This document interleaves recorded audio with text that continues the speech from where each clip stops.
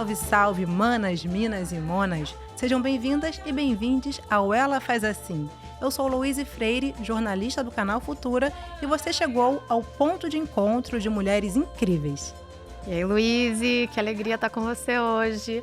Olá, galera, eu sou a Bruna Camargos, produtora de conteúdo da Fundação Roberto Marinho. Fala, tropinha, Tamara Abreu na voz do time de operações, mas marcando presença em mais um episódio. Bora que hoje o assunto tá babado.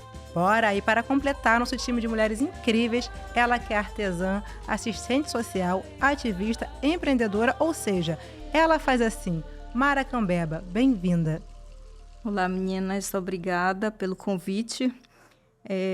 Também quero agradecer à Fundação Roberto Marinho por empoderar e mostrar o trabalho de várias mulheres, né? É um trabalho social muito importante, essa interação junto com as mulheres. Então, eu sou Mara Cambeba, como você já me apresentou, né? E também trabalho muito na questão... Ainda planto em casa, eu sou ambientalista também, né? Então, eu estou muito feliz de estar aqui com vocês, vendo essas mulheres, né? Nossas mulheres empoderadas, né? E vamos lá. Mara, a gente também está muito feliz de te receber aqui. E eu queria que você se apresentasse para as pessoas que estão nos vendo, para as pessoas que estão nos ouvindo agora. Conta um pouco sobre quem é a Mara Cambeba, fala um pouco sobre a sua história. Então, eu acredito que eu sou uma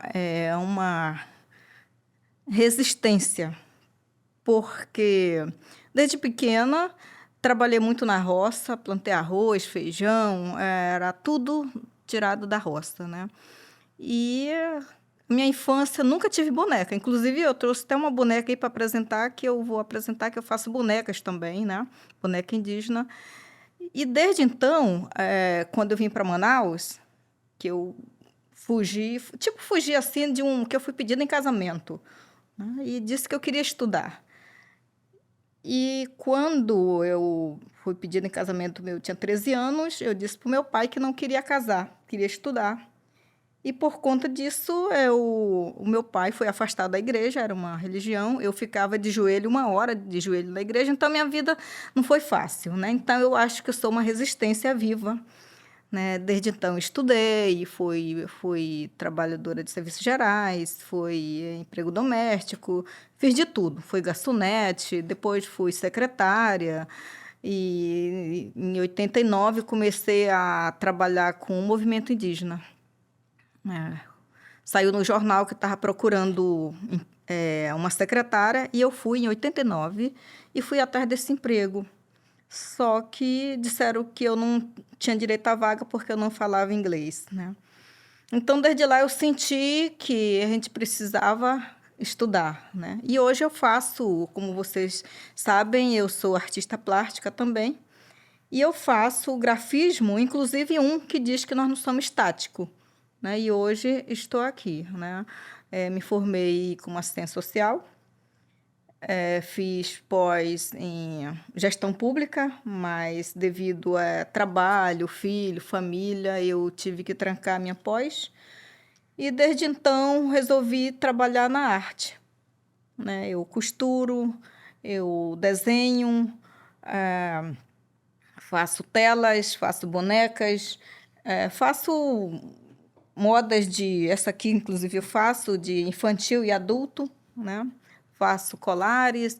Então, eu vejo que, dessa forma, trabalhando não só a arte, mas ajuda a saúde mental, o entendimento, né?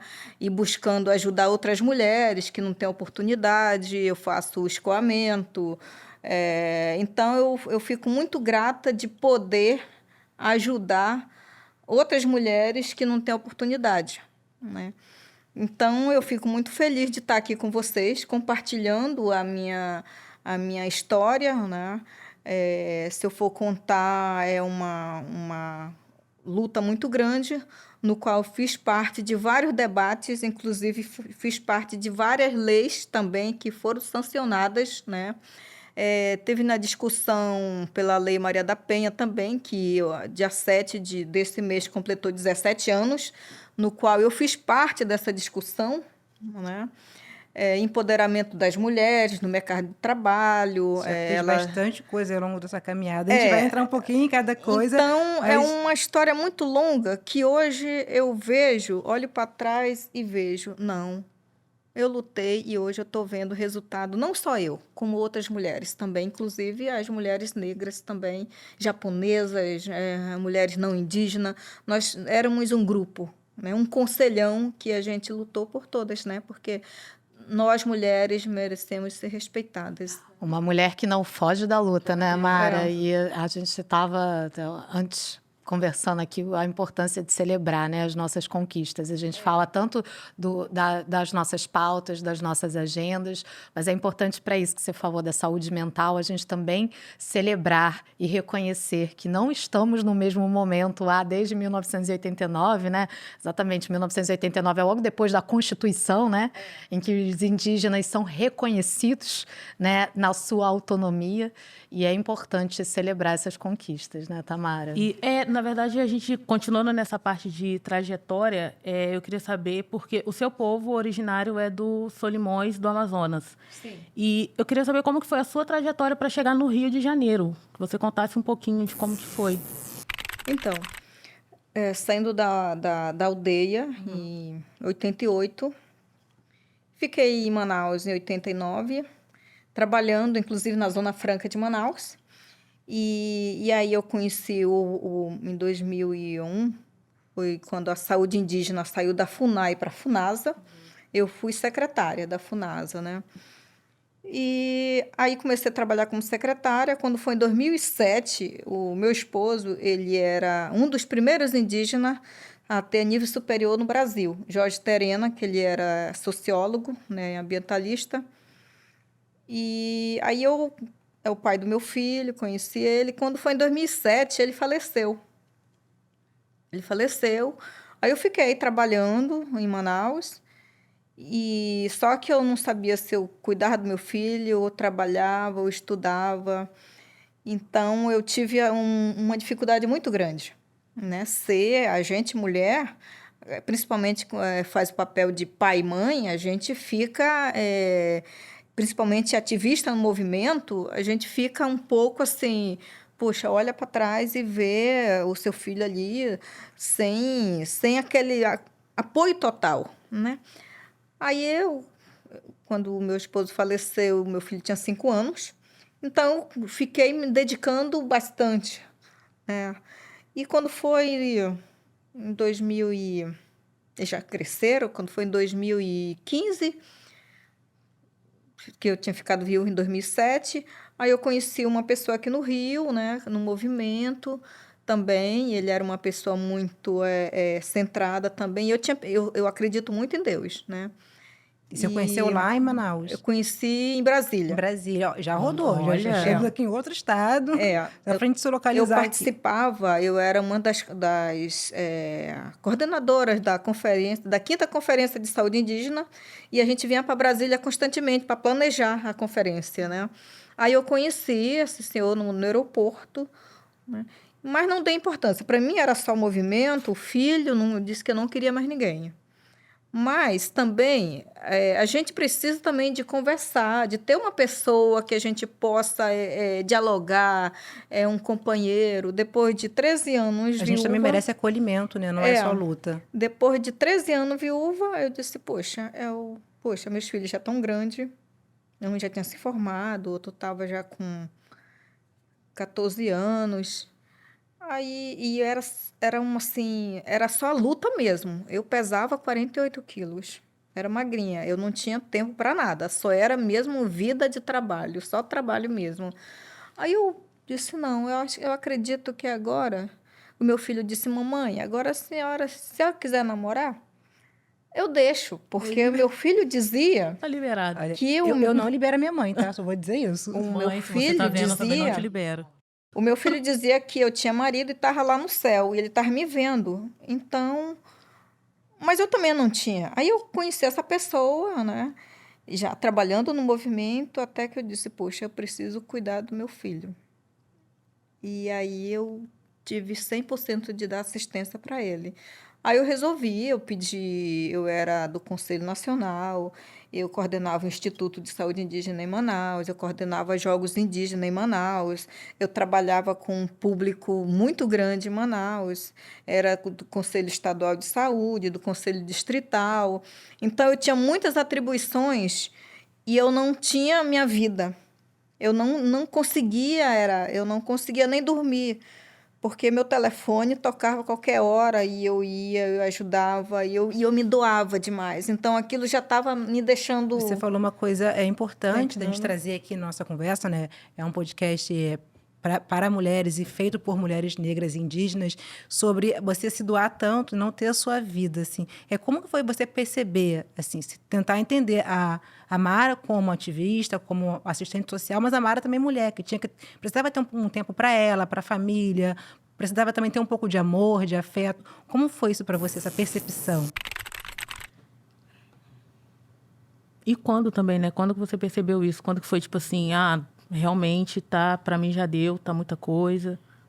Eu percebi, eu pensei, desde 89, já lutei pelos estudantes pela reforma universitária. Os alunos já tinham direito às cotas, à bolsa universidade, né? Então, no qual meu filho não tem, porque ele estudou em escola particular. Eu disse, eu fui dona de casa, empregada doméstica, hoje eu já consegui para que o emprego doméstico seja reconhecido, né? A saúde indígena, que não tinha, eu lutei, eu praticamente lutei, que eu fui na conferência e reservei e lutei pelo direito ao assento das parteiras no assento dos conselhos, né? Então, e eu ia para a luta mesmo. Eu disse, Literalmente. literalmente, mas era tipo assim, a gente trabalha, a gente não quer reconhecimento, mas a gente precisa também saber que a gente tem um limite, né? E aí eu dizia, então eu já contribuí muito, muito mesmo. O emprego doméstico, os alunos, a reforma universitária no qual eu fiz parte, né? A saúde, a segurança alimentar, a regionalização da merenda escolar, que não era. Nas conferências, estive em Fortaleza, estive na Bahia, em vários lugares lutando. E eu era muito atuante, eu ia para frente, falava, e eu ficava tão feliz quando a proposta que eu colocava era aprovado na conferência para ir para o plano nacional. Então, tudo aquilo, se eu for colocar todas as minhas propostas, que eu falo minhas, porque numa conferência de 3.000 pessoas, no qual eu dizia, não, tem que ser assim, e articulava, e na hora da votação lá, aquela proposta que eu elaborei ser aprovada, para mim era, sabe, era uma conquista muito grande. Não ia servir para mim, mas para a população indígena como um todo, né? E eu disse, não, acho que chegou a hora de eu ter uma vida um pouco leve, né? Porque eu já estava com 40 e poucos anos e a minha vida era 100%. E a gente merece leveza também, né? Merece. Tinha vez que eu chegava em casa 3, 4 horas da madrugada. Eu via o meu filho dormir com o pé sujo, chegar na cama, meu Deus, não estou dando, eu ser pai e mãe. Meu filho, eu deixo ele dormindo e chego, acho ele dormindo com o pé todo sujo na cama. Então, aquilo me machucou muito, né? E aí eu disse, não, eu preciso cuidar de mim. E aí foi o tempo que eu... E é importante a gente entender, né, assim, as pessoas que estão ouvindo a gente também, acho que a gente tem esse ímpeto de querer mudar o mundo, né, de querer estar na frente da luta, mas é preciso nos cuidar também, porque a gente, para conseguir doar para o outro, para conseguir cuidar do outro, a gente precisa estar bem, porque senão a gente não consegue, de fato, investir a energia que a gente precisa, né. Quando você estava falando, eu lembrei de uma música do Emicida que ele fala algo, não vou lembrar a letra perfeitamente, mas ele fala que é eu querendo mudar o mundo sem água na geladeira, Só né? na geladeira e eu querendo salvar o mundo. Eu querendo salvar o mundo, exatamente. Emicida, desculpa, então, gente. A gente não lembrou a letra toda, mas você entendeu. Ela bate, né? Ela é muito significativa, porque é isso, né? É entender quem somos nós como sujeitos no mundo e que somos constituídos de várias partes, né? E essas partes precisam estar inteiras. Com certeza. Mamãe sempre dizia, um saco vazio não sustenta em pé, né? E eu precisava forças, até para minha família mesmo, né? Porque eu já tinha vamos dizer assim, colaborado, feito a minha parte. Então, eu Fiz precisava... muito mais do que a sua parte, você fez por todas nós. Eu sentia que eu ia para o embate mesmo, né? Teve algo quando eu estava debatendo no Conselho Nacional sobre emprego doméstico, né? A legalização, a assinatura de carteira, o reconhecimento. Teve uma advogada que falou assim, mas tem mulher que não merece nem receber o salário mínimo. Aí eu disse, doutora, hoje quem está na sua casa é uma trabalhadora doméstica, né? É uma secretária do lar que está cuidando da sua roupa, do seu filho, da sua comida. Quando a senhora chegar, vai estar tudo arrumadinho lá. Uma pessoa de confiança. Então, aí as pessoas me aplaudiram, né? Porque realmente a gente sai, deixa a pessoa na casa da gente para fazer enquanto a gente vai fazer outra atividade, né? Aí realmente ela até pediu desculpa, porque realmente quem está na casa da pessoa naquele momento é uma empregada que está trabalhando, cuidando, né? No qual eu fui na época e não recebia salário, né? Eu não recebia, não tinha direito, Você né? não recebia salário como trabalhadora doméstica? Não. Gente, isso é um absurdo, porque, assim, primeiro que é um trabalho, né? A gente precisa reconhecer que trabalhar no lar é um trabalho. Hoje existe toda uma pauta, inclusive, para reconhecer os cuidados que as mulheres fazem em prol da sociedade, né? Quando você cuida da sua família, isso também é um trabalho. E existe toda uma discussão de um emprego salarial para este cuidado que nós, mulheres, desempenhamos com as nossas famílias, porque a gente poupa, né, as despesas, outras despesas de recursos quando a gente está do Estado, quando a gente está cuidando das nossas famílias. E primeiro a gente precisa enxergar este lugar como um lugar do trabalho, e é um absurdo, soa nos nossos ouvidos assim, como assim uma pessoa trabalha numa casa de uma outra pessoa, não é nem a sua família, né? É uma outra pessoa, e outra pessoa diz que essa pessoa não merece um salário? Peraí. E isso me toca particularmente, não sei se vocês sabem, Mara, a minha mãe é trabalhadora doméstica. Ela gosta, ela faz porque ela ama, e ela faz isso de uma forma brilhante. E ela gosta do que ela faz. Então, ela é uma trabalhadora profissional como qualquer outra pessoa. Então, merece esse reconhecimento. É importante também demarcar isso. Por isso que foi em 2004, no Conselho Nacional de Direito da Mulher, no qual eu fui conselheira, a gente bateu muito nisso e foi aprovado, né, o emprego doméstico legalizado. E lá na minha época não existia esses direitos, essas discussões. Aí eu me via naquela situação que eu não ganhava nada. Eu trabalhava... Era uma situação análoga à escravidão, não de ganhava exploração. nada. Eu acho que só o direito à alimentação, eu acho que já pensavam Mas que isso é o me direito pagavam. básico. O direito à alimentação é um direito humano básico. Sim, e a gente está falando de direito, e tem uma pergunta aqui que eu fiquei querendo te fazer, Mara, porque você compartilhou as questões da saúde, né, das lutas desse movimento. A gente falou da questão do trabalho das trabalhadoras domésticas, mas você também participou de discussões muito fundamentais, né, e super importantes relacionadas à saúde sexual e reprodutiva das mulheres, das indígenas mulheres, né? E você falou que já participou, né? Tem um longo histórico em torno dos movimentos em prol da saúde indígena. E aí, para a gente que está afastada dessa discussão, dessa agenda, o que significa quando a gente está falando, né, sobre saúde indígena? O que é a pauta? O que a gente precisa pensar? Qual é o impacto dessas análises, dessas discussões que têm sido feitas, né, no movimento indígena sobre a saúde, principalmente sobre a saúde das mulheres? Isso, principalmente, aproveitando o gancho, é quando a mulher indígena pauta isso. Porque é diferente quando essa pauta vem de uma outra pessoa e de mulher indígenas pautarem as suas questões. A saúde indígena é uma saúde diferenciada, vamos dizer assim, porque para nós, indígena, não existe um controle familiar, né? Hoje sempre foi, as indígenas, inclusive minhas irmãs, sempre tiveram um casamento mais cedo, né? Não digo aquele casamento formal, mas as pessoas se juntam E hoje, no momento, hoje, elas não estão querendo mais ter 10, 11 filhos, como a minha mãe e as outras minhas irmãs tiveram. A minha avó teve 14 Tá filhos. entendendo? A minha mãe teve 11 filhos. Hoje, se você for ver, hoje as mulheres indígenas, pelo fato de elas já estarem também na luta, sendo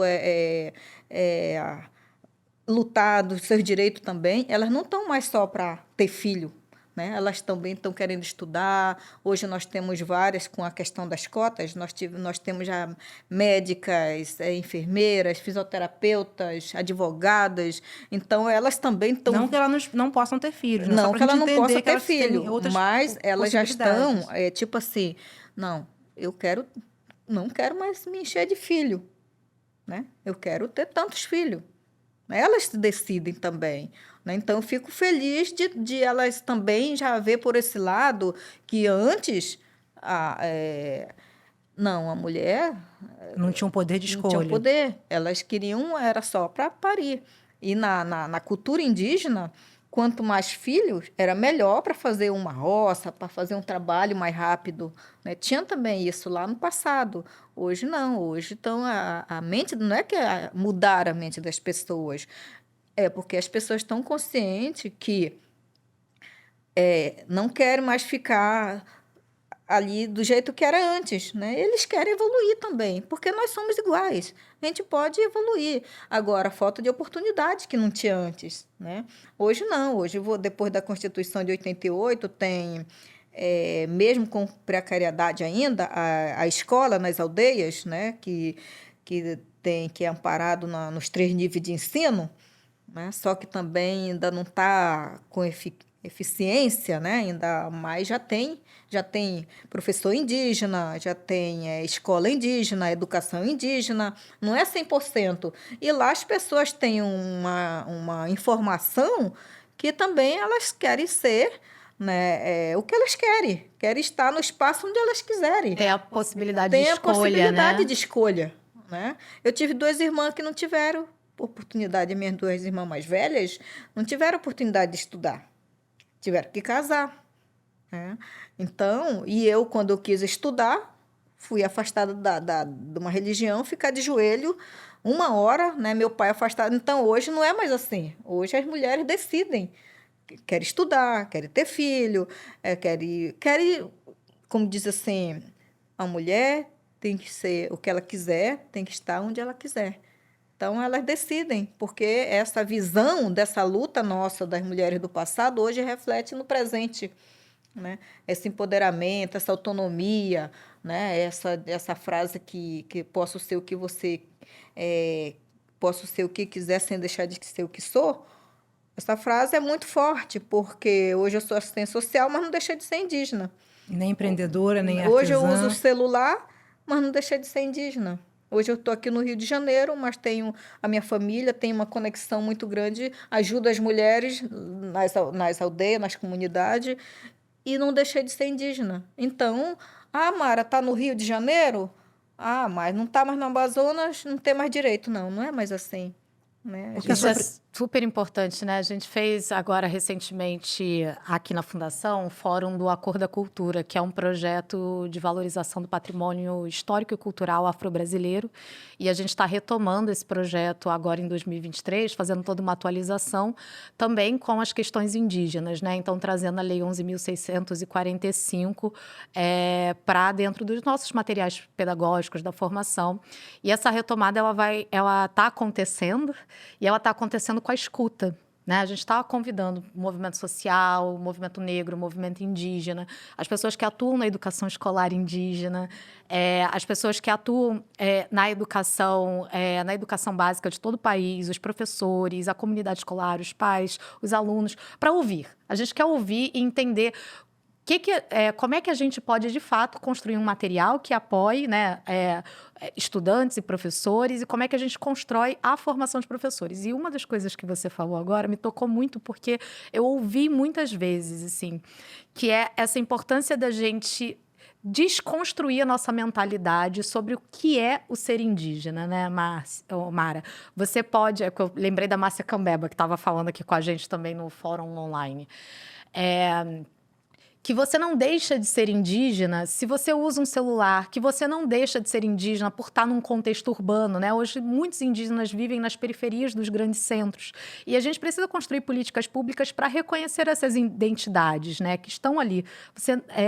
A gente tem uma ideia daquele indígena preso num passado, daquele indígena que está nos livros didáticos, que uma outra pessoa não indígena, que uma pessoa branca escreveu nos livros, que contou essa história, né, de corpos vencidos, de corpos escravizados, como se os indígenas fossem só isso e não existissem todos mais. Iguais.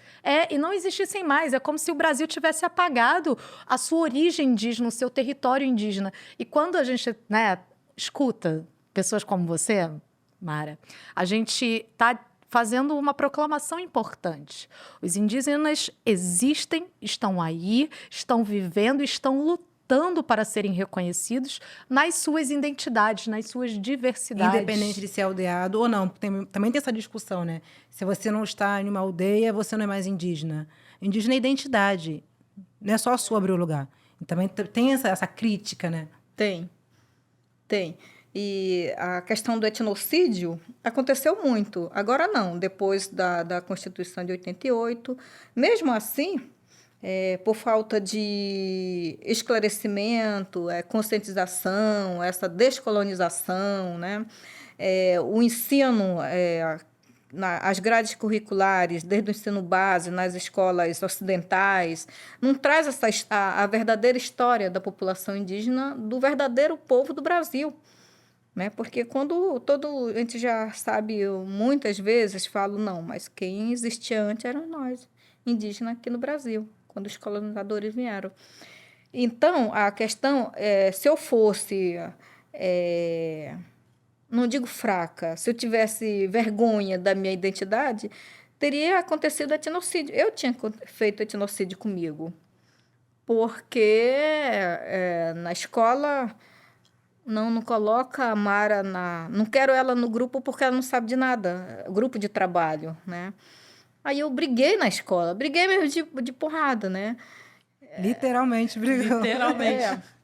Quando eu ia entrando na julgo, sala... Quem nunca, né? Quando eu ia entrando na sala, um colega meu disse assim, não quero ela no grupo não, aquela índia não sabe de nada. E aí o professor, até hoje eu lembro o nome dele, Takahashi, o nome dele, disse assim, então agora vocês vão falar sobre o Dia do Índio. E aí colocou um trabalho para falar sobre o Dia do Índio, professor. Que o índio é uma fala pejorativa, Dia dos Povos Indígenas. Existe o povo ticuna, o povo cambeba, então são povos, né? O índio é porque vocês sabem que está a Índia, então é o índio que está lá, pensando que era chegando nas Índias, né? Então, a gente fala povos indígenas, né? E aí eu deveria ter vergonha disso, né? Mas não tive vergonha, fui para cima, né? Eu tenho várias histórias também, quando um advogado também, né? Me ofereceu 2 empregos e eu ainda não sabia o que era assédio na época. É por isso que eu falo, a partir do momento que eu tive conhecimento e poder ajudar as pessoas que estão nas pontas, que não têm uma visão ampla, a gente sofre, não porque a gente quer também, porque a gente não conhece. Você falou sobre esse etnocídio, isso é muito importante, porque isso aconteceu na minha família. A minha mãe, que é uma mulher indígena, ela não sabe a identidade, ela perdeu, e quando chega na escola, ela não gostava de ser chamada de índia, né, que é um termo pejorativo, e ela tentou ao máximo se afastar dessa identidade, tanto que ela não passou para os filhos. Então, isso é uma coisa real, uma coisa que é na minha mãe, na família da Bruna, e tantas outras famílias também que passaram por isso, né? Não, mas inclusive na minha família, que é o originário do Peru, os cambebas, né?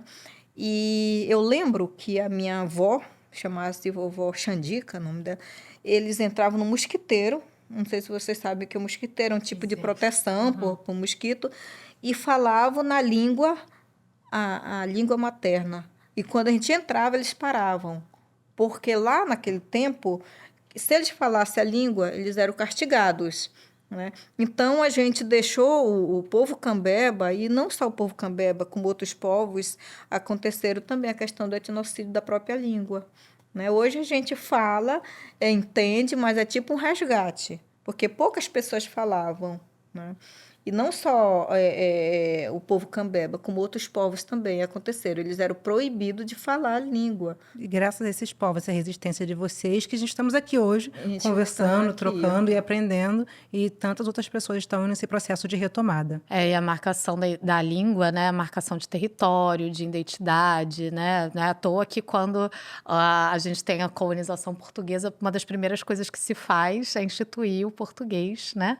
Como o idioma que seria falado nesse território, porque a língua é uma cultura e diz respeito da constituição de um país como nação, né?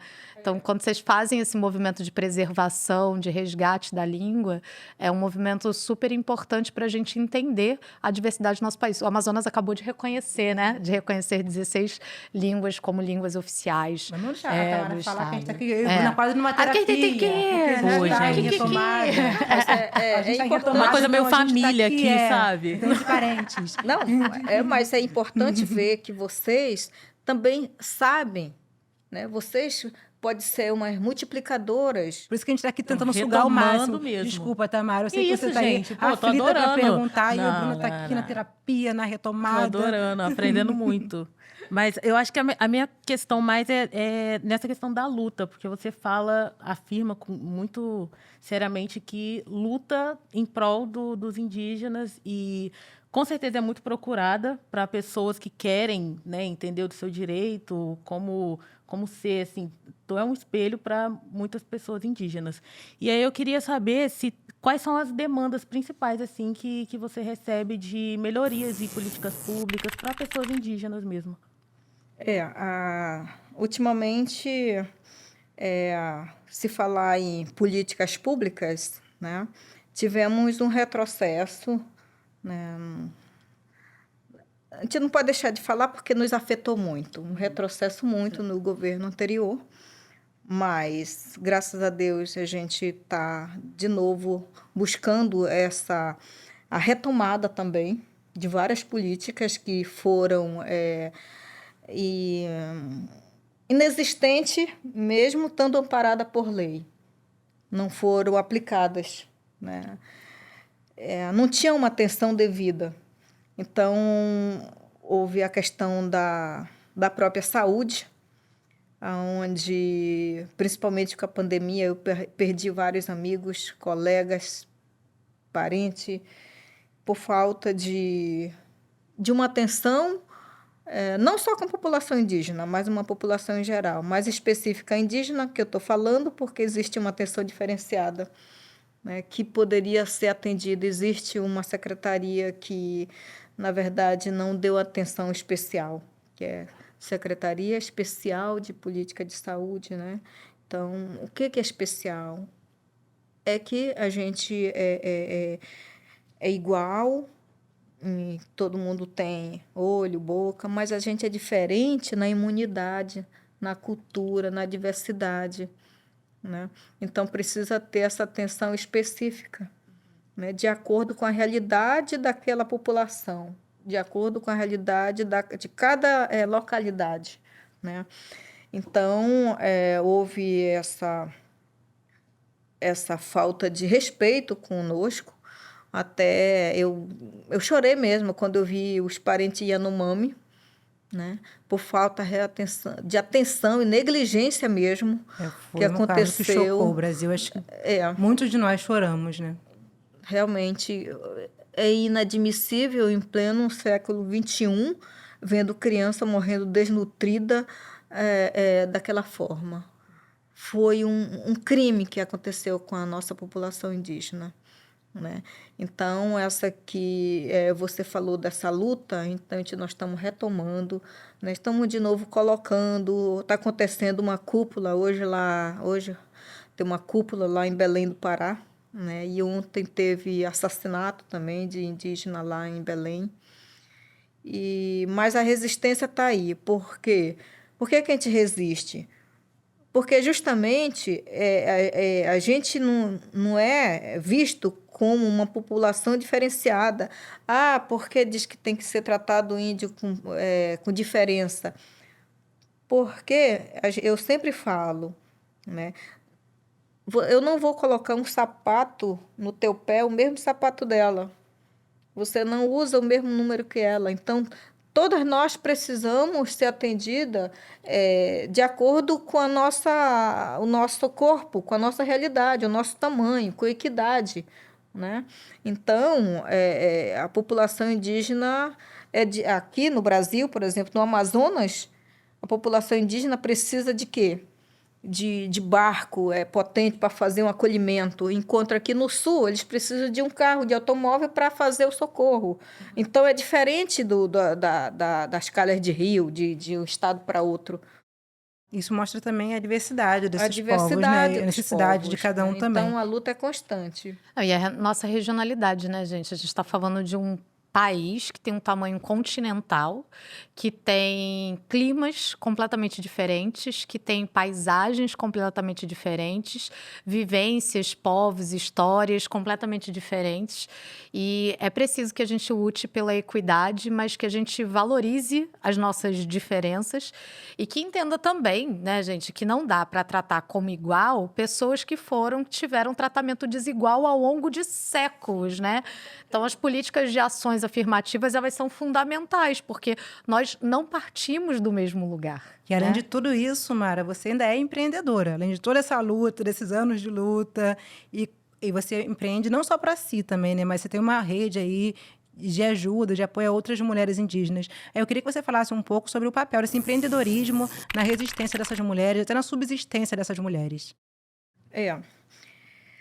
Eu nunca fiz curso de pintura.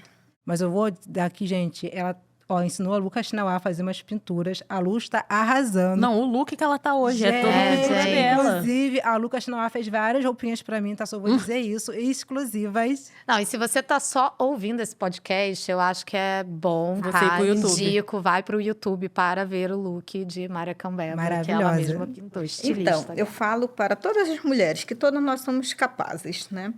E eu nunca fiz curso de pintura, mas eu lutei para algumas pessoas, inclusive tem pessoas lá na exposição que fizeram curso de pintura, mas eu fui convidada a ser retirada da sala por eu descobri que existia um projeto que amparava com suporte de vale transporte e uma bolsa para o estudante no qual eu fazia parte, né? Aí, quando no dia seguinte, era um domingo, que o diretor, eu trabalho nesse projeto, vocês têm direito a vale transporte. Aí, no dia seguinte, que eu fui para aula uma segunda-feira, a dona do instituto disse assim, que eu estava proibida de participar, que era para me retirar. Convidar a se retirar. É fino falar assim, né? Quando a pessoa foi expulsa, na verdade.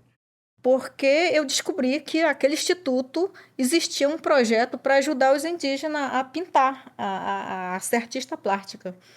E eu descobri, não querendo, o diretor do banco lá, até o Banco da Amazônia não existe mais, eu vou citar aqui porque não existe mais, disse que, eu ajudo esse projeto.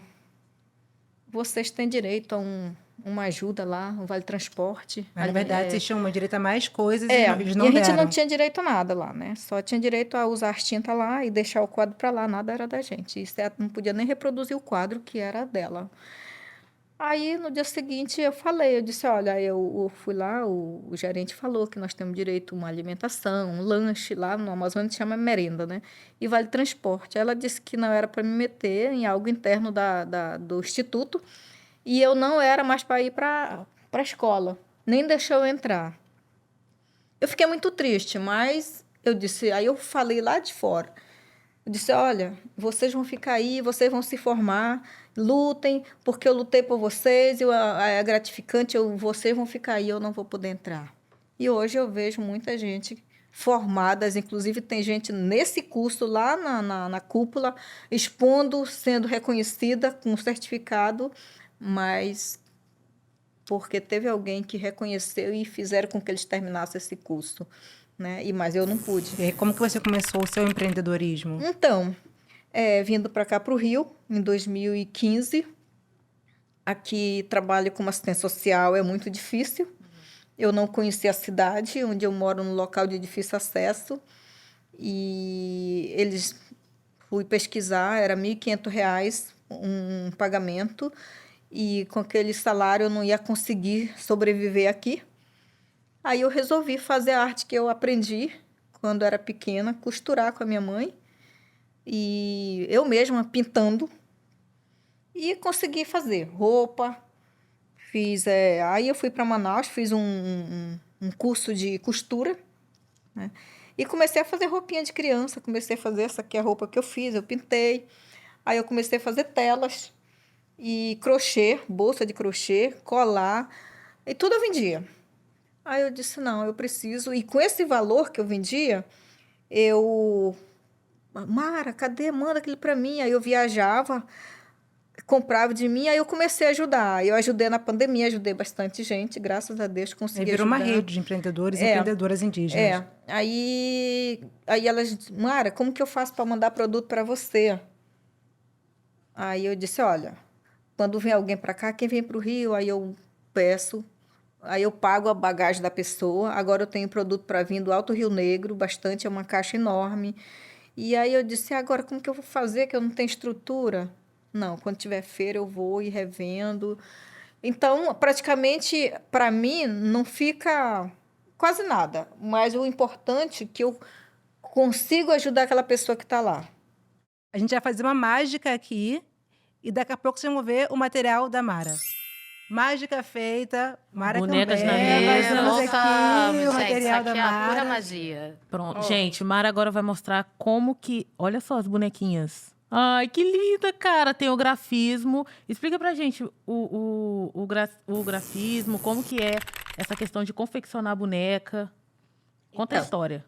Eu nunca tive boneca na minha vida, né? Eu brincava com sabugo de milho. E aí eu resolvi fazer bonecas, né? Eu já doei bastante bonecas, inclusive eu dou minhas bonecas, né? Às vezes eu dou... Você doa para criança? Para criança. Ai, que bacana. Aí essa boneca é antialérgica, tem algodão sintético. Aqui é o grafismo, que tem ancestralidade, é tudo feito à mão. A roupinha é o que eu faço também, ela é articulada, né? Aqui o rostinho é bordado. Também tem uma pintura indígena no uma rosto. pintura indígena. E esse cabelinho é bem seguro, porque a criança pode puxar, pode pentear e ela não cai, né? Essa aqui é uma boneca que eu faço, eu tenho outras bonecas. Então, esse trabalho é um trabalho que eu gosto de fazer. Eu retrato as paisagens, grafismo, que esses grafismos não é simplesmente um traço, né? Existe todo um significado. De comportamento, de momento, né? De sentimento, existe. E de também história, né, de história, Márcia? Quanto de história, representatividade tem na boneca? Quanta história você está contando nas pinturas, na roupa, né? Em cada detalhe do grafismo tem muito da sua vivência e da vivência do povo, do seu povo, né? Tem. Galera, ó, ela faz assim, essa boneca aqui já é minha, entendeu? E Mara, incrível, trabalho incrível, suas pinturas, seu grafismo, tudo. Você é incrível por completo, assim. E deixa suas redes pro pessoal achar você, seu trabalho. Meu Instagram, eu comecei agora também, no Instagram, que eu não colocar muito, é Mara_Cambeba. Esse aí é meu Instagram. E meu contato é 998990775. Isso aí pode encomendar roupa, eu faço roupa masculina, feminina, roupa de criança, por encomenda, porque se eu posto no Instagram, já pedem logo e eu não dou conta de fazer, né? Então, meu Instagram tá aí, meu contato, pode fazer por encomenda, eu faço bonequinha de... A gente amou. A gente amou, Ô, Mara, só pra gente encerrar e já encerrando aqui, gente, deixa eu... estourei o tempo, a louca. Mas é porque Mara tava dando um recado super importante, a gente tava ouvindo você falar sobre a importância do empoderamento feminino e da união entre mulheres negras e mulheres indígenas. Eu queria que você pudesse dar esse recado sobre o empoderamento feminino para quem tá nos ouvindo. Então, quero também parabenizar, né, a Fundação Roberto Marinho por esse trabalho, né, da valorização do empoderamento das mulheres, da cultura, desse trabalho social, dessa divulgação, porque é preciso ter esse trabalho visível, né, essa interação. Mas o empoderamento das mulheres não é só, eu faço isso, não é só lucro, é bem-estar, né, entretenimento, é lazer, né? É saúde, é sustentabilidade. Então, existe toda uma cadeia, outros fatores que contribuem para o empoderamento das mulheres, né? E para as famílias também, porque uma mulher empoderada, ela vive bem também, né? Tudo o seu ao redor, o seu círculo. Então, todas nós somos capazes, todas nós mulheres somos... a dor de uma é a dor de todas, né? Então, é importante essa questão da sensibilidade, do coração humano, de mão dadas, para que a gente caminhe num mundo mais justo, uma sociedade mais tolerante, né? Porque também a gente aprende a lidar com a diversidade, com essa sociedade plural. Então, o empoderamento nosso também faz parte dessa sociedade plural. Então vamos dar nossas mãos para encerrar esse belíssimo Aí, episódio. amoras. Muito obrigada a vocês que Arrasou. acompanharam mais um episódio do Ela Faz Assim. E é de mãos dadas com meus colegas que eu finalizo a minha trajetória aqui no Ela Faz Assim. Esse é meu último episódio. Meus colegas Bruna, Tamara e Thaís, que não está aqui hoje, vão continuar com vocês. Muito obrigada por tudo. A gente se vê em breve. Até lá. Valeu, tropa!